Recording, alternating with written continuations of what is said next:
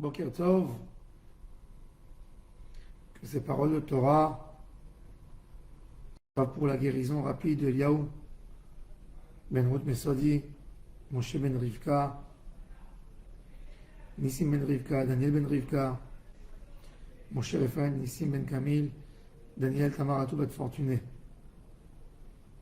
Esther Bat Rachel. Parashat Bo, nous avons l'ordre du Korban Pessah, l'agneau pascal. Comment on mange l'agneau pascal?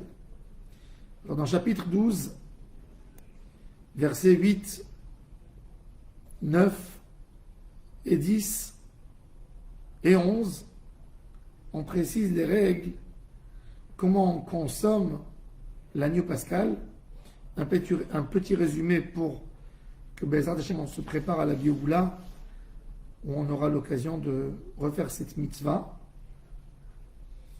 Alors, il doit être consommé la nuit, avant le milieu de la nuit, avant Chatzot. Il doit être uniquement grillé au feu, avec des matzot et du maror. On n'a pas le droit de le manger quand il n'a pas été cuit à 100%. On n'a pas le droit de le cuire dans de l'eau. Quand il se cuit dans son intégralité. On n'a pas le droit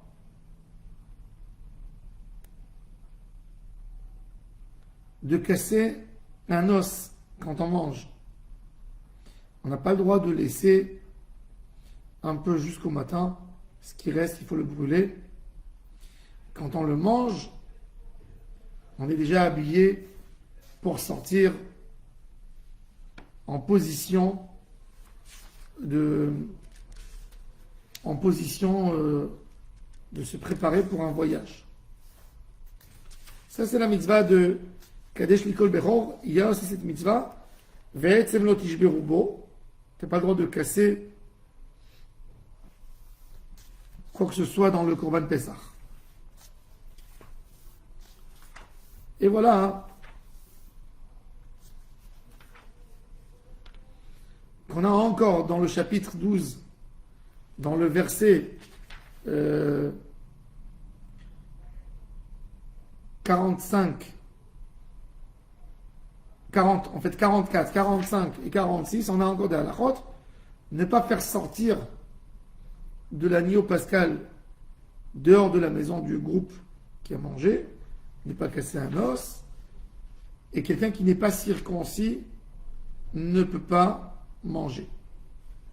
Ça, c'est les règles générales. Évidemment qu'il y a encore des règles qui concernent les lois des corbanotes, etc. Je vais m'arrêter sur quelques points qu'on n'a pas le droit de le manger .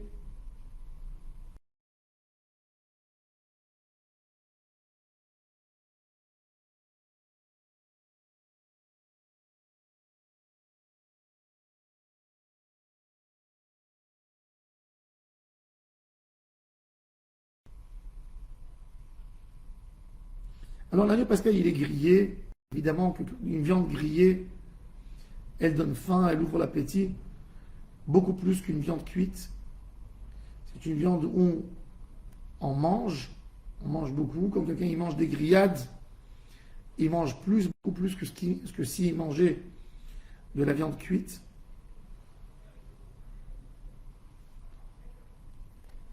Akadosh Baruch Hu, il nous demande aussi au même temps, c'est un paradoxe parce que dans le Leil HaSeder, il faut manger l'agneau pascal pas en étant affamé. C'est pour ça d'ailleurs que le afikoman, qu'on mange la matzah, qui nous rappelle l'agneau pascal, il se mange qu'à la fin du repas à la sava, quand on est déjà rassasié. Toute cette idée vient nous apprendre une idée beaucoup plus profonde. Quelque chose de beaucoup plus profond. Tu as d'un côté un paradoxe, tu as une envie de manger. Un homme ne mange pas beaucoup de grillades dans sa vie. C'est pas tous les jours tu manges des grillades. Tu manges de temps en temps, ça t'ouvre l'appétit. Et quand quelqu'un mange, il mange comme quelqu'un qui n'a pas tous les jours des grillades à côté de lui, c'est une occasion de bien manger. Il mange le plus possible qu'il peut manger. Et ça, c'est un comportement de quelqu'un qui a des tentations, qui nous rappelle un peu la vie de l'esclavage.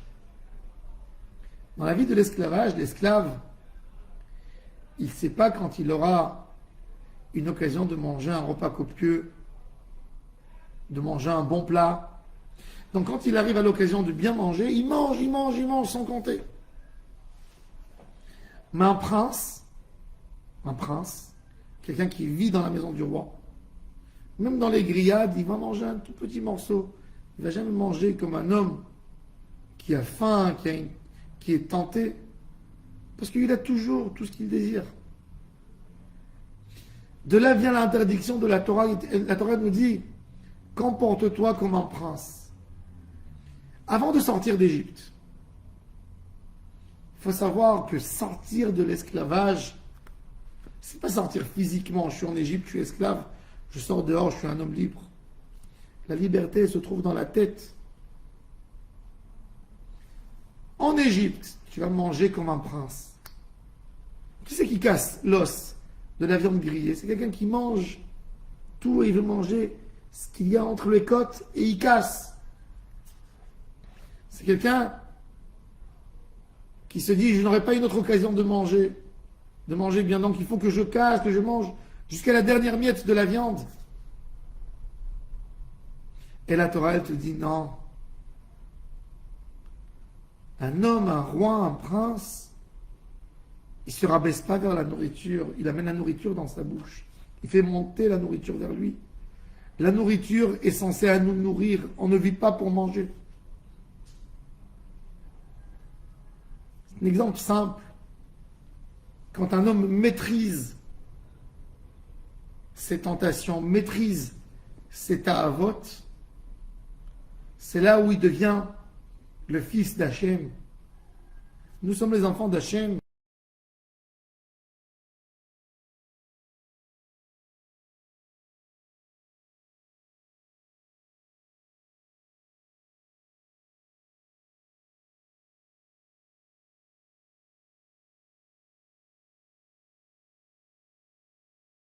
Adonai Yom Yom Ya'amos lanu Elishuatenu Sela. Et n'est jamais limité la bracha d'Hachem pour un moment que maintenant et pas demain. Celui qui a cette idée, il sait que jamais il va manquer de quoi que ce soit, de tout ce qu'il a besoin de manger. Comme il dit David Amelech, Mizmor le David Adonai Roi Lo Echsar. Quand Hachem est mon berger, il n'y a rien qui me manque. Binot Deshi Arbitseni. Il me guide, il me donne tout ce que j'ai besoin. Je n'ai pas peur de rien, aucun manque. Tout est dans ma main. Ça, c'est un prince. Être des esclaves, c'est de ne rien avoir. C'est que toi, tu appartiens à quelqu'un et tu n'as rien. Non. Quand on est les enfants d'Hachem, Hachem nous a donné le monde dans nos mains. Ça, c'est la grandeur de Ham Israël. Adam Arishon, quand il a été créé, Akadosh Baruch Hu lui a dit, j'ai fait le monde entier pour toi. L'homme, par sa faute, par son erreur, par ses tentations, il a quitté le monde lui-même. Quand quelqu'un se soumet à du matérialisme, c'est le matérialisme qui le domine. Quand quelqu'un a développé en lui une tentation, il est devenu obsessif par rapport à quelque chose, c'est plus lui qui domine, c'est cette tentation qui le domine. Il est esclave du temps, comme il dit Rabbi Yehuda Halevi dans Kuzari. Arrêtons d'être les esclaves du temps. Prenons le temps, dominons le temps. Et là, on est des maîtres. Ça, c'est Yetziat Mitzrayim. Yetziat Mitzrayim, c'est pas rien que de sortir physiquement d'une galoute, c'est de sortir dans la tête de la galoute. C'est de se séparer de toutes les mauvaises choses qui nous ont tellement éloignés d'Hachem, c'est de se séparer de tout ce qui peut nous éloigner de la Chokhmah, tout ce qui nous empêche de goûter la Hashrat HaShekhinah. Ça, c'est de quitter. Ça, c'est de quitter le Yetzer Hara. Ça, c'est d'être un prince, un fils de roi. Et ça commence par l'Égypte. Hier, tu as fini ton esclavage. Il n'y a plus de maître qui va te soumettre.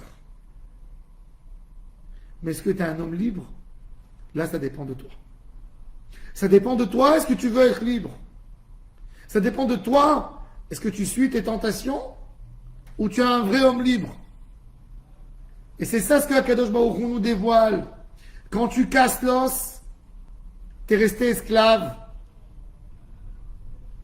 Quand tu veux manger jusqu'à la dernière miette, tu es resté esclave. Esclave de qui? De ton idée. De ton idée à toi, que tu t'es mis dans la tête. Soyons des Bnei Chorim, des enfants d'Hachem, des princes, des gens qui maîtrisent leur temps à 100%, des gens qui décident vraiment ce que la Neshama a besoin de faire et qui se guident avec cette volonté toute leur vie.